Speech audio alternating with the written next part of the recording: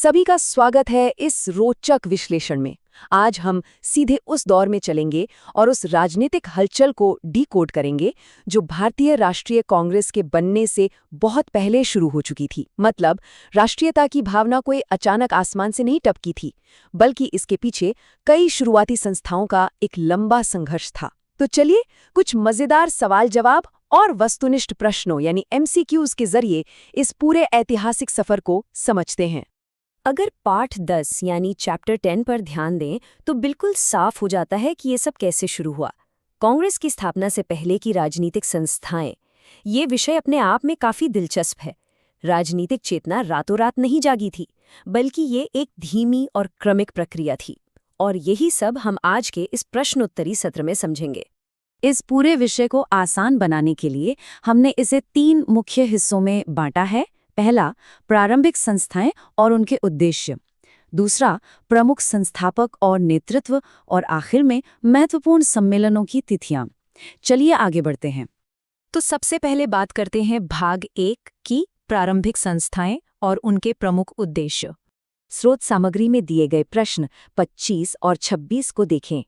ये सिर्फ परीक्षा के लिए रटने वाले तथ्य नहीं है, बल्कि उस दौर की सामाजिक मानसिकता का एक आईना है। ये सवाल सीधे तौर पर कलकत्ता की सबसे शुरुआती राजनीतिक संस्थाओं की ओर इशारा करते हैं।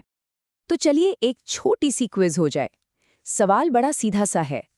कलकत्ता में लैंड होल्डर्स सोसाइटी की स्थापना आखिर किसने की थी और इसका असल मकसद क्या था? सोचिए जरा। क्या ये आम जनता के लिए बनी थी या फिर किसी खास वर्ग के लिए? सच कहूं तो जवाब थोड़ा हैरान कर सकता है। इसका ताल्लुक आम जनता से नहीं, बल्कि उस समय के अमीर वर्ग से था। उत्तर कुंजी भी यही बताती है कि द्वारकानाथ टैगोर ने इसकी स्थापना की थी, और वो भी खास तौर पर जमींदारों के कल्याण के लिए। खैर, इससे ये तो साफ हो जाता है कि शुरुआती राजनीतिक संगठन समाज के धनी और कुलीन वर्गों के हितों को बचाने के लिए ही अस्तित्व में आए थे, न कि आम आदमी के लिए। आइए अब आगे बढ़ते हैं अपने दूसरे भाग की तरफ, प्रमुख संस्थापक और नेतृत्व का विकास। जैसे जैसे वक्त बीता, नेतृत्व सिर्फ जमींदारों तक ही सीमित नहीं रहा। अब यहाँ प्रश्न 18 एक बहुत ही मजेदार चुनौती पेश करता है। इसमें कई प्रमुख क्षेत्रीय संगठनों और उनके नेताओं के नाम हैं, और हमें उनमें से एक गलत जोड़ी को पहचानना है। देखते हैं ये कितना आसान या मुश्किल होने वाला है। लिस्ट के हिसाब से MG रानडे बिल्कुल पूना सार्वजनिक सभा से जुड़े थे, ये एकदम सही है। MV राघवाचारी मद्रास महाजन सभा से, ये भी ठीक है। लेकिन सुरेंद्रनाथ बैनर्जी को इंडियन लीग के साथ जोड़ना, ये बिल्कुल गलत विकल्प है। दरअसल ऐसी ही छोटी छोटी डिटेल्स होती हैं जिन पर इतिहास पढ़ते वक्त पूरी नजर रखनी पड़ती है। अब तीसरा और आखिरी हिस्सा, जो कि काफी अहम है, महत्वपूर्ण सम्मेलनों की तिथियां।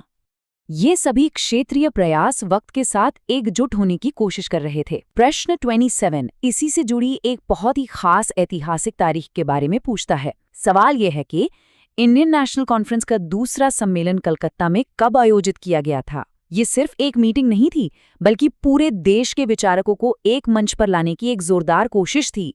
और इसका सही जवाब है 25 दिसंबर 1875। ये तारीख इतनी जरूरी क्यों है?